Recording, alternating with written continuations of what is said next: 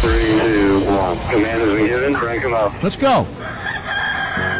When I say I don't know, I don't know. Let's go, baby. Now, the morning drive. Buckle up, everybody. A little bit of this and a little bit of that. It's a game changer. I listen to you guys every single day on my way to work. Well, again, I'm not a doctor, nor do I play one on the radio. You guys are amazing. What are you doing over there? I'm going to the top. The morning drive with Mike Bagley and Pete Pistone. To the bat balls.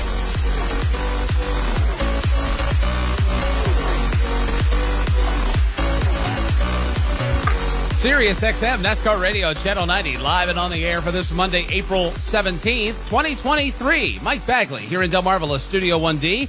We've got Pistol Pete Pistone in the Paisan Palace in Chicago. We've got Sammy and Davey in Studio 134 of the Beltway Bureau in our nation's capital. We welcome each and every one of you to this Monday morning, and happy post-Martinsville Monday to you, Triple P. Well, good morning, Bagman. Good morning, everybody. Happy Monday to one and all. A brand new week here on Sirius XM NASCAR Radio. Yes, after a very busy weekend of racing at Martinsville Speedway.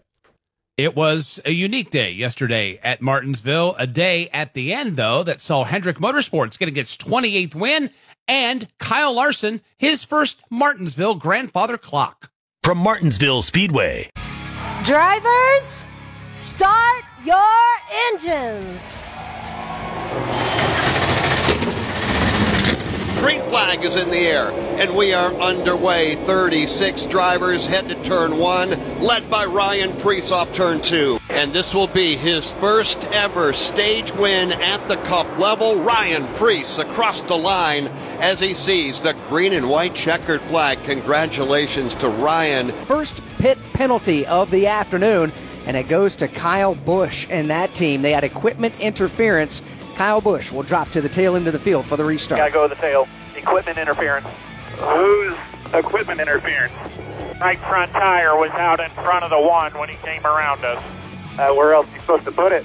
I don't know. All right, the top 3 are the same top 3 that took the green 91 laps ago. Preece, Suarez, and Eric Almirola. Stage 2, green flag out, and we're back at it again. Lap number 133, and we are under caution. Eric Jones getting into the back of Harrison Burton off 2. There are 3 drivers being busted for too fast exiting pit road. One of them, your pole sitter that's led 135 laps, Ryan Preece. Green flag in the air. Ross Chastain is the leader. He is on much older tires than everybody else. Todd Gilliland is a different driver on another tire strategy.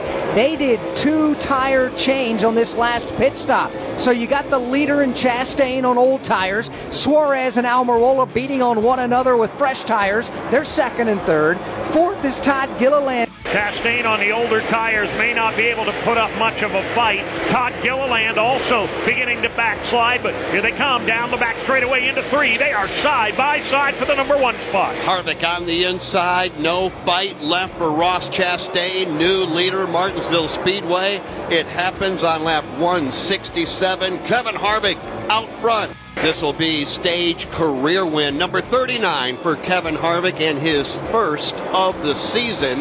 The green and white checkered flag is in the air. Lap 180 is in the books, and Kevin Harvick has picked up the stage win. Green flag goes back in the air. Chase Briscoe with a great restart. Not so much for the outside of the front row and Brad Keselowski. Briscoe is free and clear with the lead by the time they hit turn 1. He's going to bring Harvick with him through that low groove. Kevin Harvick on the inside goes to second. Keselowski trying to slam the door on Denny Hamlin. Can't get it done in 3. Here comes Chase Briscoe again. However, Briscoe has the back end bobble off of turn number 4. Denny Hamlin leads this lap. Hamlin by a nose goes back to turn 1. Briscoe, though, coming back at him in that outside lane. Maybe hoping to use the lap traffic as a pick if they get there, but it's not going to work. He bobbles again off 2. That allows Denny Hamlin to get away. A race-changing moment just a lap ago. We talked about Anthony Alfredo. There was a tire that got away, and it put us under the caution. Greg Harris puts the green flag in the air, and we're racing again at Martinsville. Tyler Reddick dives for the bottom. Chase Briscoe does some mirror driving to hold him off. Reddick was thinking 3 wide to the bottom. Chase Briscoe said, no, that's not going to happen. Side by side off turn 2. Briscoe to the lead. Larson falls in line second. Reddick to the inside of Harvick for third. It's worth mentioning, Truex has been a lap down the majority of the race today. He got that fortuitous caution flag a moment ago. He's back on the lead lap, and Truex is running in the top 10. Oh, trouble in turn number 3. Hard up into the wall goes J.J. Yaley. Something let go on that car. He may have caught a tire or something let go under the hood, but he went straight up the racetrack and walloped the safer barrier in 3. Kevin Harvick went out on the racetrack, right front flat tires. So the crew now working on the right front of that car. It's either, it's probably, it feels flat.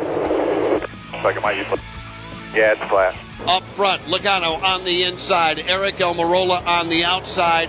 Joey bolts away. He will take the lead easily to turn 1. Spectacular racing for the win this afternoon at Martinsville. Larson this time, he's got him in turn 2. He pulls back up in front of him. Kyle Larson to the lead. White flag at the start-finish line. 3:99 down and 1 to go for Kyle Larson. His final trip around the paperclip. Kyle Larson off to final time. Never doubt Hendrick Motorsports at Martinsville Speedway. They weren't in it to win it until very late. But this afternoon, it's young money. Kyle Larson heading for victory lane. The short track season has been kind to Kyle Larson. He won at Richmond Raceway. Checkered flag in the air, and Kyle Larson wins at Martinsville Speedway in the NOCO 400. Up in the checker flag right here. Go get you a grandfather clock. Hell yeah, Martinsville, baby! I don't even know what to say. I never thought I'd win here. Thank you guys so much. Great pit stop, great execution, great strategy.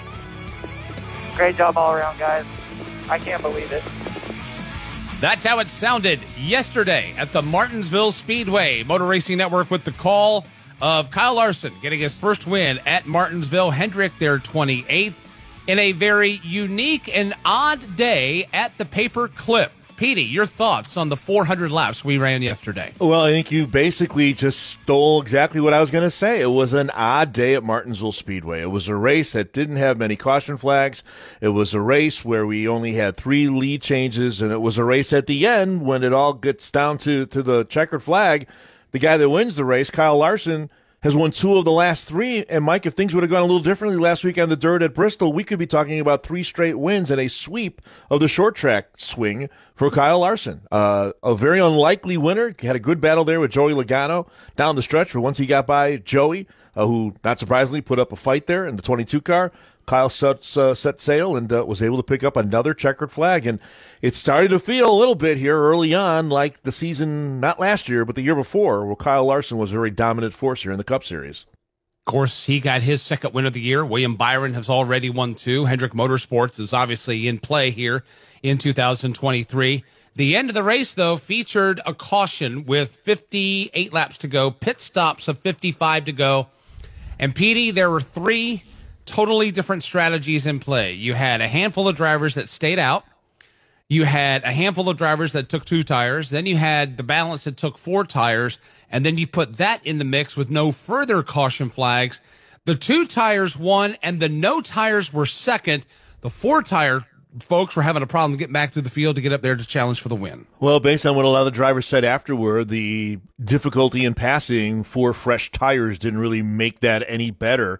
So at track position was the key. So to me, obviously hindsight's 2020, going with no tires for track position, I get 2 tires just enough to have that track position and a little extra grip, obviously, and that's what won the race. But it turned out to be, again, a race of a lot of long green flag runs, strategies in play. We had some teams early on, actually, after the first stage that Ryan Preece led from start to finish, and then he made a mistake. And that was another thing yesterday, I'd say, Baggy. Lots of mistakes by lots of drivers. We talked about this on Friday. You basically have to pitch a perfect game to win one of these Cup Series races, especially when you're dependent on so much on pit road and strategy. And we saw some guys have problems, and Ryan Preece, the pole sitter, was one of those guys. He got caught behind the 8 ball there, had a problem. We'll get more into that, more details into that here coming up. But Joey did not have a good car yesterday, and it was through strategy that he was able to finish second. I mean, he went, a lap down twice in the race, labored in the back, couldn't get that Verizon Ford back up front except through this pitting exercise. And that's, I think, where a lot of folks are left scratching their heads, because you had drivers that dominated early on. It looked like Chase Briscoe was going to roll away and win that race yesterday. And then that's when the pit strategy came out and all that stuff. Not a lot of wrecking. Had some cars obviously having problems. That was the first time with the new downforce package on Martinsville. And then we also had the return of Chase Elliott yesterday, who, through that late pitting sequence that we described, was able to finish in the top 10. But at the end of the race, said that he just wasn't happy with his race car. I wonder if part of that is he's late to this aero package. He's not raced it yet. That was the first time he raced that compared to what he has raced in Martinsville with that next gen in the past. Could be. Depending on who you talked to yesterday, though, a lot of the drivers said it really didn't make a difference. This aero package didn't make the impact they were hoping. But that was certainly a good, solid comeback for Chase Elliott. We only had 3 national cautions yesterday, to your point, Mike. 2, we had 5 all day, 2 for stage breaks. You had 1 when Harrison Burton spun. You had 1 for when the tire came off Anthony Alfredo's car, the wheel, so that obviously be a penalty coming up for a couple of crew members. And then you had J.J. Yaley at the end, and that set up that chain of events there at the end of the race. But to have 5 caution flags and 2 of them stage breaks at Martinsville Speedway, almost unheard of, but that's been the trend there lately. So you better get that strategy right at the end, or you're going to be really in trouble. And for Kyle Larson and Cliff Daniels, they got it right, and they were able to get the win. So you had a Chevrolet winning, a Ford finishing second, a Toyota finishing third and fourth. JGR had a decent day, not a JGR-like day like we're accustomed to seeing, nor did Hendrick had one of those Hendrick type of days, except for Larson winning. Everybody else kind of labored around at some point. So what is the analysis and the takeaway? Larson won the race, but he did so with unique circumstances. My takeaway is I can't really get a vibe on a dominant car except for the Chase Briscoe and the Ryan Preece entries, who had problems of some sort there at the end. Well, we saw in qualifying, there's no doubt Stewart-Haas Racing had speed. To your point, Preece won the pole, led a race high 135 laps. Briscoe got up there. He led 109 laps. Kevin Harvick was in the mix with the 4 car. He had a flat tire. He got knocked out of the race late. And Eric Almirola had the 10 car up there in the mix as well. So Stewart-Haas had speed, no doubt.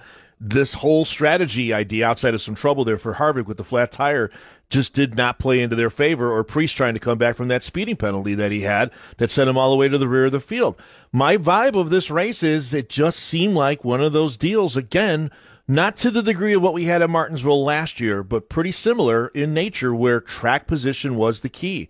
You didn't get a lot of that side-by-side racing and passing for position, and I can only go what the drivers say afterward, and it seemed like most of them, and some of them were more outspoken than others, Denny Hamlin being one of them, it was just a very difficult package to pass on at Martinsville Speedway. So you had to get it right at the end, but it's funny because when it all comes down to the end, Hendrick Motorsports and Martinsville Speedway, that story and another chapter written that story of how successful that team has been at that track there in Virginia, Baggy.